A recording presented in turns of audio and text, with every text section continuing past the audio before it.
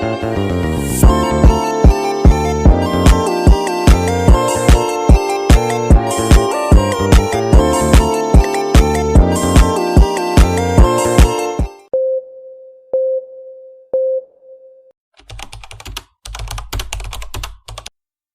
Dingin adalah masa-masa konflik yang terjadi antara Amerika Serikat dan Uni Soviet dengan sekutu mereka masing-masing yang tergabung ke blok Barat dan blok Timur yang terjadi pada tahun 1947 hingga 1991. Berakhirnya Perang Dunia Kedua telah mengubah perkembangan politik dunia, di mana Amerika Serikat dan Uni Soviet sebagai negara pemenang perang muncul menjadi kekuatan raksasa. Dua negara tersebut memiliki perbedaan ideologi, di mana Amerika Serikat dengan ideologi liberal kapitalis, sedangkan Uni Soviet berideologi sosial komunis. Dalam waktu singkat, memang pernah terjadi persahabatan di antara keduanya, namun kemudian muncul antagonisme di antara mereka. Ada dua karakter pada periode ini, yaitu yang pertama, adanya keprihatinan akan ambisi rivalnya yang menimbulkan pesimisme. Kedua, Amerika Serikat dan Uni Soviet merupakan kekuatan militer yang sangat kuat dan memiliki kemampuan untuk menghancurkan musuhnya dengan senjata atom. Sehingga dalam periode ini muncul hal-hal seperti doktrin pembendungan. Pada bulan Februari 1946, Stalin memberikan pidato yang berbicara tentang tak terhindarnya konflik dengan kekuatan kapitalis. Kemudian, lingkungan pengaruh dan pembentukan blok ketidakmampuan sebuah negara adidaya memelihara lingkungan pengaruh diinterpretasikan sebagai akibat dari program global negara adidaya yang lain. Perebutan lingkungan pengaruh di antara dua negara adidaya ini melahirkan sebuah pola yang bipolar Amerika Serikat dan sekutunya membentuk Organisasi Pertahanan Atlantik Utara atau biasa disingkat dengan NATO yang berdiri pada tanggal 4 April 1949 Amerika Serikat. Di pihak lain, Uni Soviet dan sekutunya membentuk Pakta Warsawa pada tanggal 14 Mei 1955 di Praha sebagai pertahanan dari blok komunis. Ketegangan antara blok kapitalis dan blok komunis tidak hanya terbatas di Eropa, melainkan juga meluas di berbagai wilayah. Sebagai bukti, di berbagai kawasan pun muncul blok-blok yang memihak salah satu negara adidaya di Asia Tenggara dibentuk SEATO pada tanggal 8 September 1954 di Manila, Filipina. SEATO ditujukan untuk menahan pengaruh komunis di Asia Tenggara, khususnya di Vietnam. Sedangkan Uni Soviet juga menjalin kerjasama dengan RSC pada tahun 1950 untuk menghadapi kemungkinan agresi Jepang sebagai negara di bawah kendali Amerika Serikat, serta pembentukan Kominfor di Beograd, Yugoslavia pada tahun 1947.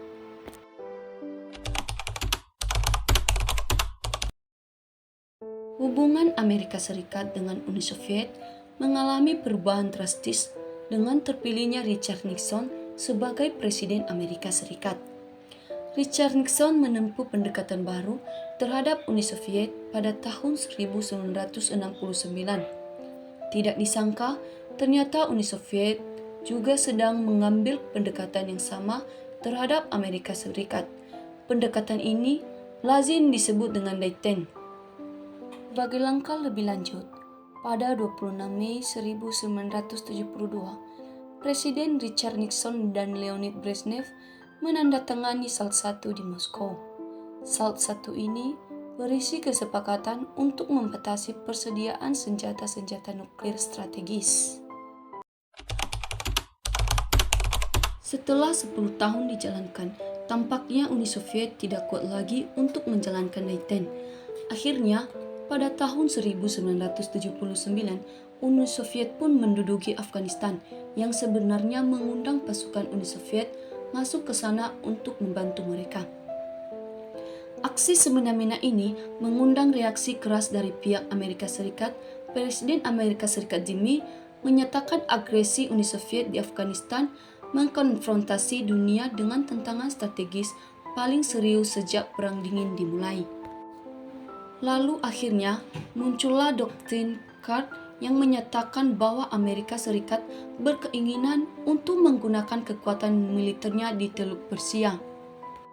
Setelah Reagan mengambil alih jabatan presiden, ia juga melancarkan doktrin Reagan yang mendukung pemberontakan anti-komunis di Afghanistan, Angola, dan Nicaragua. Para pemberontak ini bahkan diberi istilah halus pejuang kemerdekaan. Tapi, walaupun di periode ini terjadi ketegangan yang memuncak antara Amerika Serikat dan Uni Soviet, ternyata masih bisa terjadi perjanjian SALT II pada pertengahan 1979 di Vienna. Perjanjian pengurangan senjata-senjata strategis pada tahun 1982 yang berisi kesepakatan untuk memusnahkan senjata nuklir yang berdaya jarak menengah. Walaupun sudah banyak dilakukan perjanjian-perjanjian perbatasan atau pengurangan senjata nuklir, namun berdasarkan data pada tahun 1983, ternyata Uni Soviet memiliki keunggulan yang cukup besar dibandingkan dengan Amerika Serikat.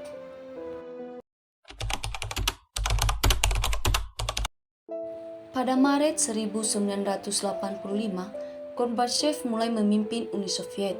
Perubahan secara besar-besaran mulai tampak pada masa ini. Gorbachev berbeda dengan pengusaha-pengusaha Uni Soviet sebelumnya. Pada tahun 1987, ia berkunjung ke Amerika Serikat untuk mendekatkan keduanya ke dalam sebuah forum dialog. Bahkan, pada tahun 1988, persetujuan Geneva dicapai dan pada 15 Februari 1989, seluruh tentara Uni Soviet telah mundur dari Afghanistan.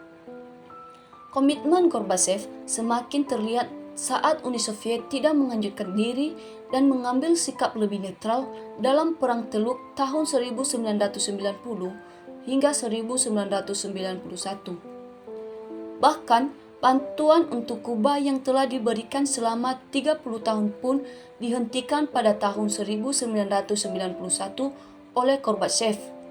Namun kebebasan dan keterbukaan yang dicanangkan oleh Gorbachev menimbulkan reaksi keras dari tokoh-tokoh komunis dalam negeri. Puncaknya terjadi pada kudeta 19 Agustus 1991. Namun ternyata kudeta itu gagal karena mendapat perlawanan dan penolakan dari rakyat Uni Soviet dan Uni Militer Uni Soviet. Pada akhir 1991, negara Uni Soviet yang telah berumur 74 tahun itu pun runtuh dan terpecah-pecah menjadi beberapa negara yang sekarang termasuk dalam persemakmuran Uni Soviet.